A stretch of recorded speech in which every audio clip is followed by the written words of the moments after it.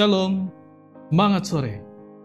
Berjumpa kembali bersama saya, Pendeta Muda Raymond Siahaan, dalam program Buka Sabat bersama EHM. Saat ini saya rindu membagikan satu ayat firman Tuhan yang terdapat dalam Yakobus pasal yang keempat ayat ke-6. Tetapi kasih karunia yang dianugerahkannya kepada kita lebih besar daripada itu. Karena itu ia katakan, Allah menentang orang yang congkak, tetapi mengasihani orang yang rendah hati.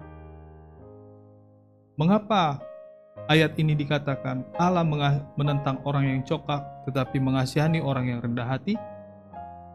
Di sini ada satu kisah tentang seorang yang bernama Raka. Ketika dia memiliki satu jabatan ataupun satu kehidupan yang lebih layak dari orang-orang sekelilingnya, dikatakan dia berjalan dengan kepala yang tegak dan dia memandang rendah orang-orang di sekitarnya. Satu kali ada seorang tua yang datang kepada Raka, dan orang tua ini mengatakan kepada Raka untuk mengambil segenggam air di tangannya. Ketika dia menggenggam air itu, dia coba pegang air itu, tetapi rupanya air tersebut mengalir keluar secara perlahan-lahan. Pada saat itu Raka melihat bahwa tidak ada lagi isi air dalam tangannya. Dan orang tua tersebut mengatakan, "Apakah masih ada air di tanganmu?" Lalu Raka mengatakan kepada orang tua itu, "Sudah tidak ada." Melalui satu pengalaman ini kita bisa melihat bahwa segala sesuatu yang Tuhan percayakan itu hanyalah sementara. Dan itu adalah suatu titipan yang Tuhan berikan untuk kita menjadikan itu sebagai berkat bagi orang lain. Jadi dalam hal ini dikatakan bahwa kita perlu mengasihi saudara-saudara kita, hidup dalam kerendahan hati, dan kerendahan hati adalah sesuatu yang sangat penting dan sesuatu yang sangat berharga di mata Tuhan. Dan kenapa kita harus hidup rendah hati? Karena Tuhan memberkati dan mengangkat orang yang rendah hati. Dan orang yang rendah hati lebih mudah belajar dan berkembang. Hidup lebih damai karena gak sibuk membandingkan diri dengan orang lain. Oleh karena itu, kesombongan membuatmu jauh dari Tuhan, tetapi kerendahan hati mendekatkanmu kepada berkat-Nya. Bayangkan dikatakan seorang pelayan yang bekerja dengan tulus, layani orang tanpa pamrih. Bukankah dia lebih dihormati daripada orang yang selalu menuntut dihormati? Tuhan Yesus sendiri rendah hati, padahal dia adalah seorang raja. Raja di atas segala raja. Dan kita perlu belajar dari kerendahan hati yang Tuhan Yesus nyatakan dalam kehidupan kita.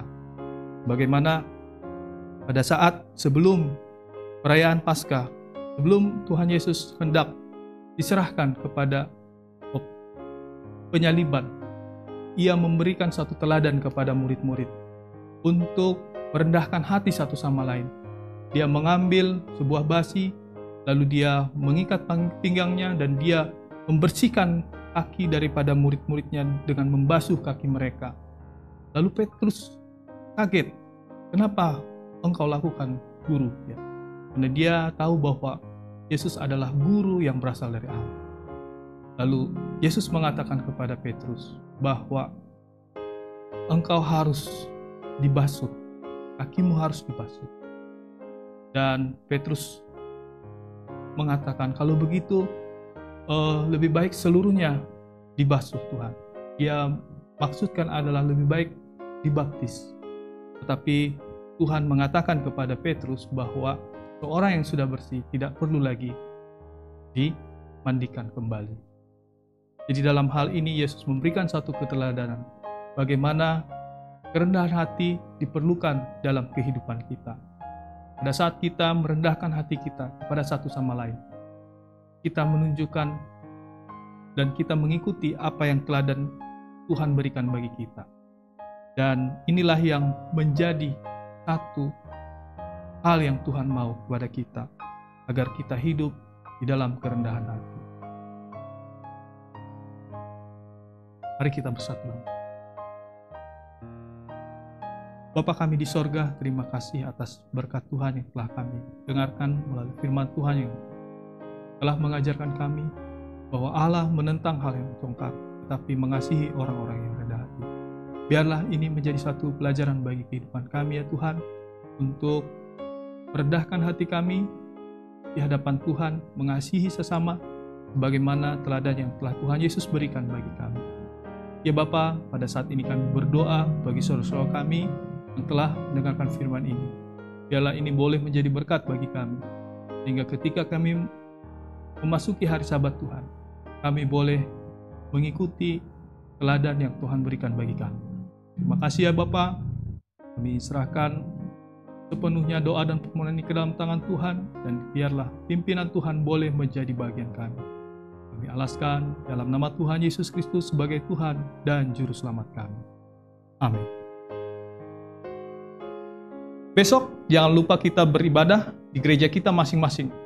Bagi sahabat-sahabat EHM yang rindu untuk bergabung bersama kami mengundang untuk bergabung di Jalan Pemuda nomor 47C Depok. Demikianlah firman Tuhan yang boleh kami sampaikan pada sore hari ini. Tuhan Yesus memberkati.